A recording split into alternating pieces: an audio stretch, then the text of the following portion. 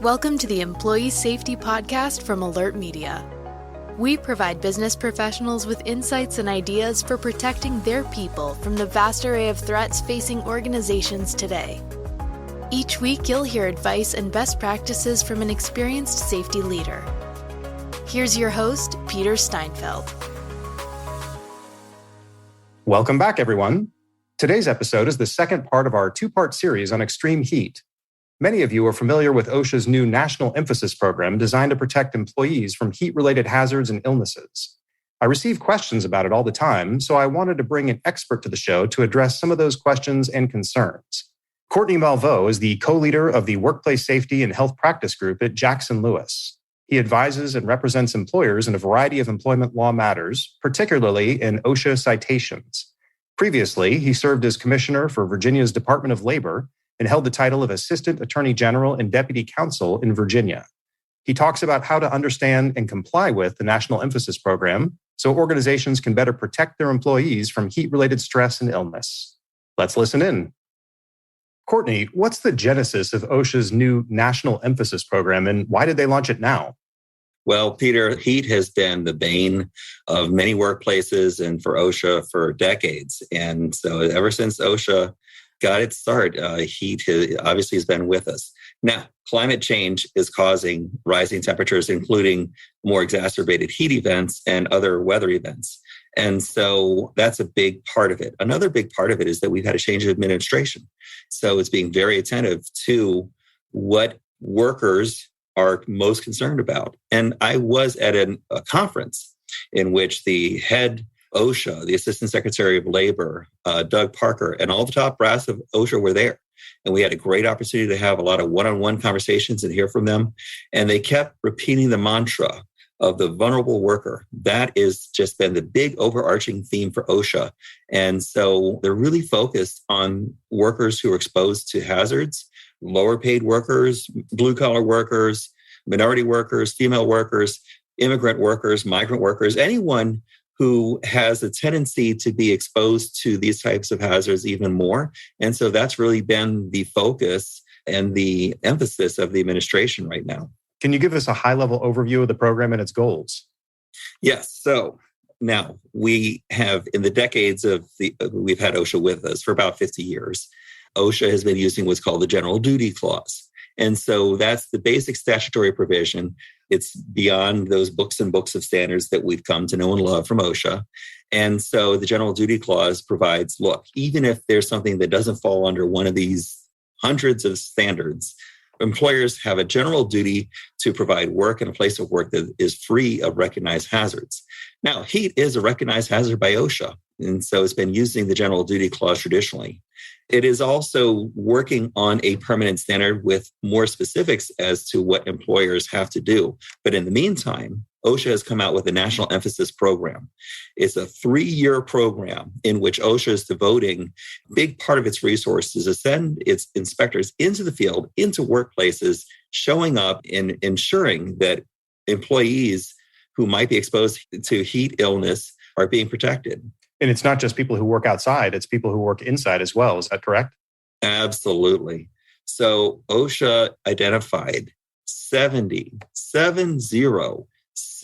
industries that it is targeting for heat exposure. And so we all think of roofers, we all think of people in construction, we think of people out there in the heat in June, July, August, but it is not only the outdoor workers, but also indoor workplaces. And so think about warehouses, think about manufacturing sites, think about even retail. I had a bakery that got shut down for several months because its HVAC system couldn't keep up with all the sun, the radiation coming in through the windows, and any place where they have heating processes on the inside that can generate heat, and also where employees are exerting themselves. And so if you have people who are inside and the temperatures are getting up to around or higher than 80 degrees, and they're working hard and physically exerting themselves, then they can really be exposed to heat illness. And if you also have to take a look at a lot of these other factors that are exposing them. So it's not only heat generation, but also what kind of clothing are they wearing? Are they wearing breathable clothing? Are they wearing PPE that may trap in heat? So all those factors, any of those factors are present in indoor workplaces as well as outdoor. And among the 70 industries that are listed, there are quite a few that are very surprising. So even office environments like yours, they said people who work in an office or people who work in healthcare or home-based care, or you name it. There are a whole lot of industries that are on OSHA's radar that weren't on ours. And per the standards, it's not like people can't work if the temperature gets hot. It just means that you have to take the right precautions and give people more breaks and do other things to accommodate that higher heat. Is that right? Right, exactly. So OSHA is not saying stop work, not necessarily. Now, look, if you're in an extreme situation, and especially if you have people who are showing signs of heat illness, then absolutely you need to at least stop those workers who may be exhibiting those signs and take care of them. So definitely. But no, we're not talking about shutting down workplaces altogether in most circumstances. No, not at all. In fact, the preventive steps that we can take to safeguard our workers, it's going to take us a long way to keeping things running. So now the mantra for decades has been water, rest, shade, water, rest, shade. Great. It's getting more complicated because the science is catching up. And now we're learning more and more about heat exposure. And so it's not just water, rest, shade, but also we have to take into account, okay, how acclimatized are you? Have you been in the heat and are more used to it? Or did you travel in from somewhere else? Or have you been on break for a few weeks? We have to look at acclimatization. We have to look at, if someone is on medications that may cause them to be less hydrated, maybe they consumed alcohol. That's something that employees are going to have to kind of be more upfront about in terms of their self-care. And we're going to also have to take a look at, the number of different factors. So if the weather service has a heat advisory day or heat warning day, that's your clearest and first signal that you really, okay, today's the day we really need to kind of watch this and check the thermometer, but also check all the humidity and airflow and all those other factors that come into place. So yeah, if you do undertake the preventive steps, then no, we're not talking about shutting everything down, but we are talking about if we need to take those steps and slow down a little bit, it'll keep us working and keep us going. Yeah, it's just all about setting up your people for success. Absolutely. And your business. Yes, ultimately it's good for business. That's exactly right. Right. Has this new program rolled out, and can organizations already receive OSHA citations for not complying with the new heat standards? It has rolled out, and the investigators have rolled out, and the citations are rolling out. It is happening. It is well underway. And I got to tell you, so Peter, one thing about this is that this was announced by the Secretary of Labor, Marty Walsh, and Vice President Kamala Harris. And OSHA never gets that kind of attention. The only other time that, when President Biden announced the standard on COVID, that got more attention. But OSHA it's usually an OSHA press release and it changed to the website. This was announced by them. And so when they did, they emphasized this was in triple highlight. This is super important right now. This is happening. We mean it. And so they sent the investigators out into the field. And you know what? It's not just the states and the locations we thought of. We just got a heat complaint to OSHA in Alaska. What? I know. That's a first for me. But, crazy times, and the climate's doing some crazy things right now. At this time last year, there was a heat wave that hit the Pacific Northwest and Northwestern states. And there were several dozen fatalities. It was horrible. And, the heat was up. But I suspect that you had locations that weren't used to having air conditioning, or air conditioners that weren't keeping pace, and workers who were not acclimatized at all to what they were dealing with. And when that heat wave hit, boy, it hit hard. So yeah, this is hitting in some interesting ways. And OSHA has responded with all seriousness about how climate is changing and how it's impacting workers. Well, because of all this emphasis, has there been a lot of confusion from your clients surrounding the program? And what type of guidance do you provide them? Tons of confusion, because everybody has been stuck in that 50-year-old mantra, water, rest, shade. Well, we know a lot more about this. So, and OSHA doesn't have a standard, but we do know what OSHA is recommending. When OSHA recommends something and says we're rolling out inspectors and we're using general duty clause, that recommendation is not quite the recommendation anymore. It's becoming kind of mandatory because they will cite you. Now, I will tell you this, and I come from an enforcement background. Before I represented employers, I actually signed citations. And so OSHA, one of the first things they do in an investigation, I've been on the investigations, I know. And they ask for not only the 300 logs, the injury and illness reports, but they also are going to ask for your written health illness plan. And if it's not in writing, it doesn't exist. So, and I like to use the written plan as a Christmas tree, and we hang the ornaments around it, all the elements. So training of supervisors to recognize and prevent heat illness and symptoms and how to respond if someone does show them. Training of employees in how to, look out for yourself for any signs and how to prevent any type of exposures, especially if they have, again, medication or alcohol consumption or personal medical issue, hypertension, obesity, whatever it is, and kind of, look out for themselves, including in their, okay, this is the plan and how we're going to communicate to everybody on a heat advisory day. And these are the specific steps that they're going to take that day. And here's the rest break schedule. And here's the acclimatization schedule in which people ease their way into the workplace if they're not acclimatized. And so putting all those things in that written program is going to set them up for success. And if OSHA knocks, they can give them a copy of the plan and say, here, we have it in writing. If OSHA does knock, are there other things that you can do to make that interaction a lot easier? We will probably go on for hours about this, but what are the top 2 or 3 things you could do? Yeah, I will say, okay, written plan. Yeah. I will say training.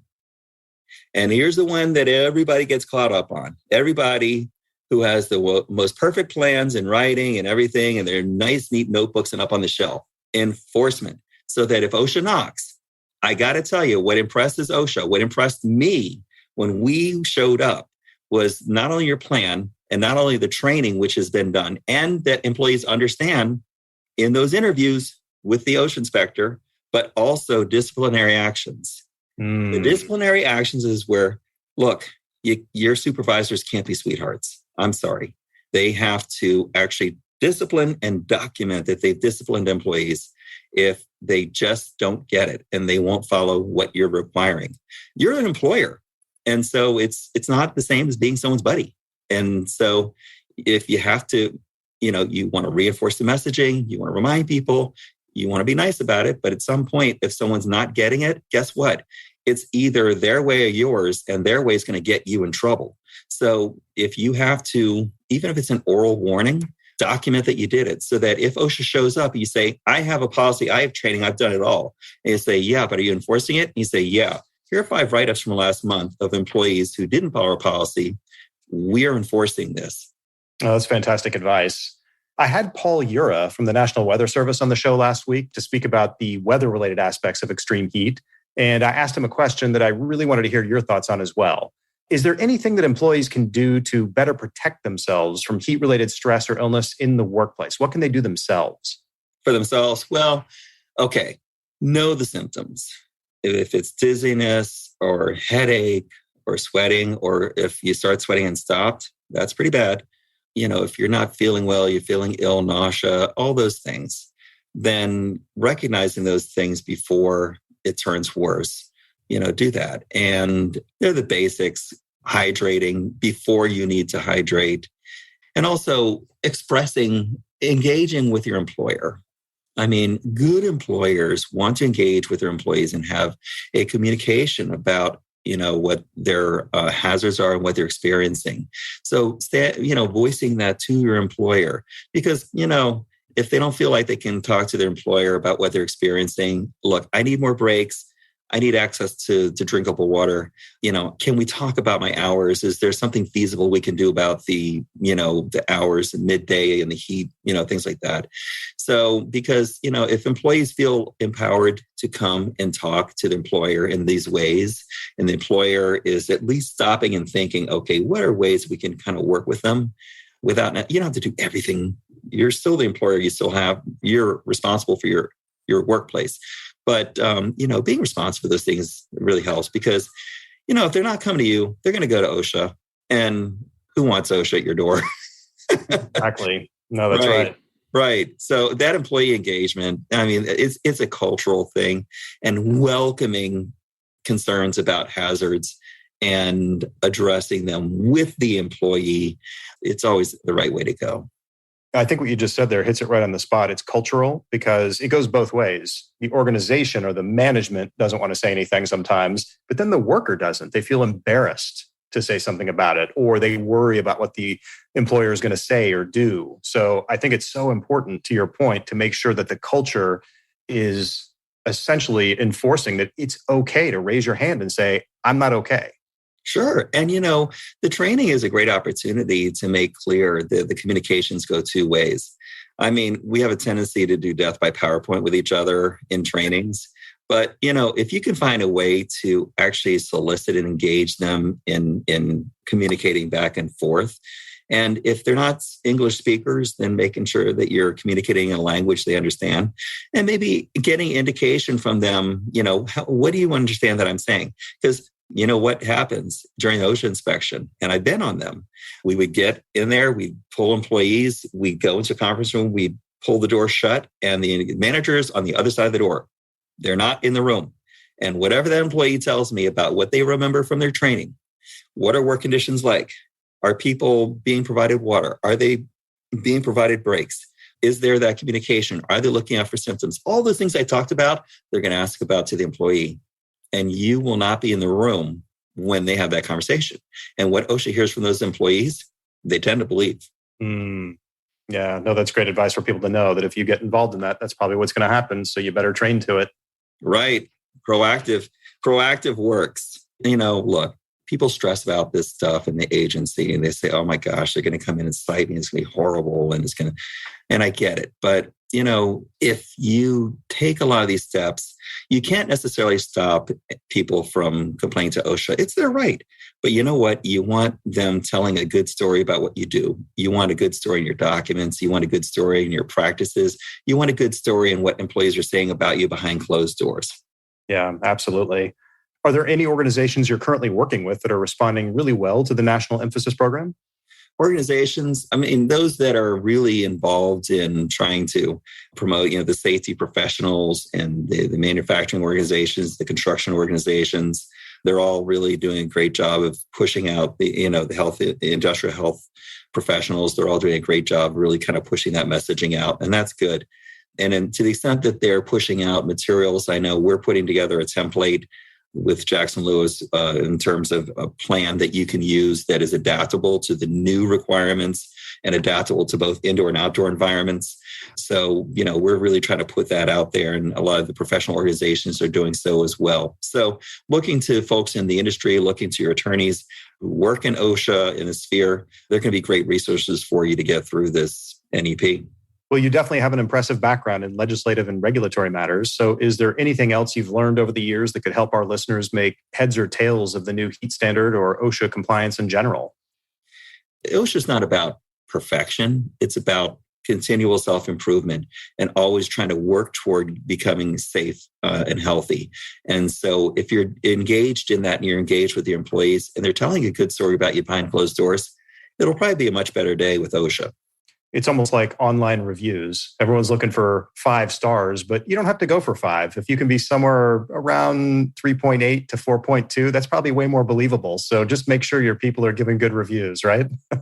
Right. Absolutely. So, and I got to tell you, there are times when I knew that we're getting complaints from employees and they're mad about their paycheck or they're mad about a bargain agreement that's not going the way they want or whatever, and that people are complaining to OSHA because they're mad about something else. They can tell. I always knew. I think I knew a lot of the time when someone is trying to use the agency's leverage against the employer. That happens.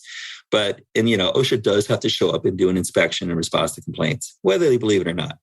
But, if your reputation, I got to tell you, that's a thing that is not in the standards and it's not the law. Your reputation with OSHA is important. And so if you don't know someone inside the agency, you can call and ask questions and run things by, get that connection now. And so it's not just about knowing the standards. It's not just about knowing the law. It's about knowing who you're communicating with. And if they know you and they know your reputation, say, you know what, that company there, they're doing a good job. They're on it. They're not always perfect, but you know what, we're going to get behind them. Then you'll have a better result if OSHA shows up. So do you recommend for organizations to reach out to their local OSHA person proactively just to establish that relationship? Absolutely. And, I can't tell you how many people have their lawyers or others say, oh, no, don't call OSHA. They're going to come show up and they're going to No, you want to hear from employers before bad things happen. And they want to be engaged and they want to know what's happening at your work site, not just to punish you and cite you, but also if you want to say, hey, what are some best practices being done in this scenario? My HVAC system can't keep up with. And they want to offer you some helpful solutions. So there's the official compliance assistance programs like consultation. But you know what? There's also just knowing somebody you can call.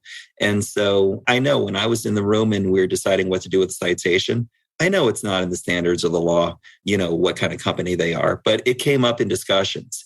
And if people in the room kind of knew what kind of company they were dealing with and they have a strong reputation, they know they've been talking with this person through this issue, and then they get an employee complaint about it, you're going to have a much better conversation with the agency if they know who you are. Yeah, it seems like their directive is not just employee safety, which is incredibly important, but it's also keeping America productive as possible. So they're on both sides. They're on the management side and the employee side. Sure, absolutely. So OSHA rarely shuts down a business. That's not what it's rare legally that they can do so, and they don't want to. They really don't. But they do want to make sure that when they turn their back and go somewhere else, that you're still doing the right thing and trying to look out for your employees. Without a doubt. Well, Courtney, this has been a great conversation. Thank you for breaking down OSHA's National Emphasis Program for us. I learned a lot, and I know the listeners did as well. Glad to help anytime. If anyone has additional questions or wants to employ your services, how can they find you out there? So I'm at Jackson Lewis Law Firm, and so you can go to the jacksonlewis.com website. I'm also on LinkedIn. Courtney, spelled Courtney. Last name is Malveau, Malveaux. Email is courtney.malveau@jacksonlewis.com. Perfect. Thanks again to Courtney and all of you for joining us on the Employee Safety Podcast for our special series on extreme heat. We'd appreciate you giving us a quick rating on Apple Podcast or Spotify. And you can also subscribe to the show at Alert Media's website or follow it on your favorite podcast player. Have a safe week, everyone. Thank you for listening to the Employee Safety Podcast from Alert Media, the industry's most intuitive emergency communication and threat intelligence solution. To learn more about how to protect your people and business during critical events, visit alertmedia.com. Until next time.